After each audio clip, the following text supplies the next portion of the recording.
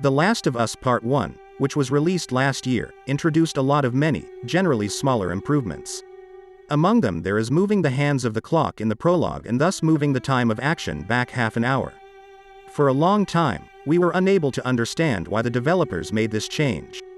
Only the first episode of the series, which had just debuted on the HBO platform, led us to the right track. It quickly became clear that we were dealing with a very small, but superb detail, which speaks very well of the developers of both productions.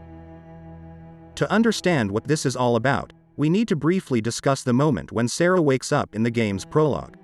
In the original, which was released in 2013, the girl gets out of bed at about 2:15, because that's the time we get to see on the clock while descending to the first floor.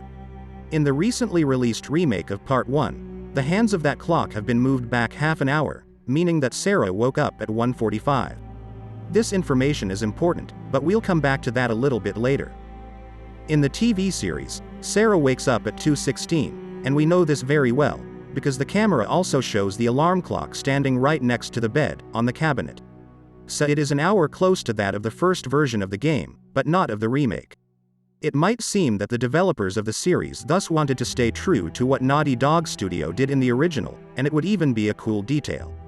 However, it is about something completely different.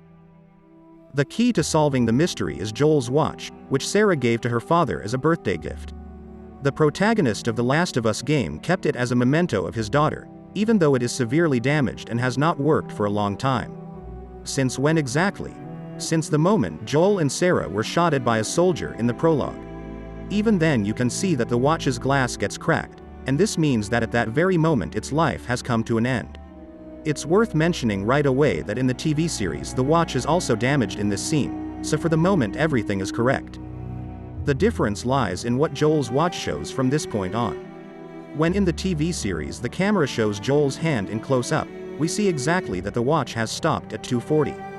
This makes sense, because since Sarah woke up at 2:16, it was less than half an hour later that Joel's watch gets smashed. The problem is that this didn't match up in the game, which is why the developers of the remake decided to fix the error. If you look at Joel's watch in The Last of Us 2, you will notice that its hands stopped at 2:15. So Sarah couldn't have gotten out of bed at the same time, because some time must have passed between her waking up and the scene of the soldier's attack. This time was just given to the characters in the remake. In order to match the time on Joel's watch with the events of the game, Sarah had to wake up earlier, which is why in The Last of Us Part 1, the time at the beginning of the prologue is 1:45, not 2:15. All in all, that's a really cool detail that most of you probably won't pay attention to. It's gratifying that the developers made this correction in The Last of Us Part 1, and remembered not to mess it up in the series that just aired.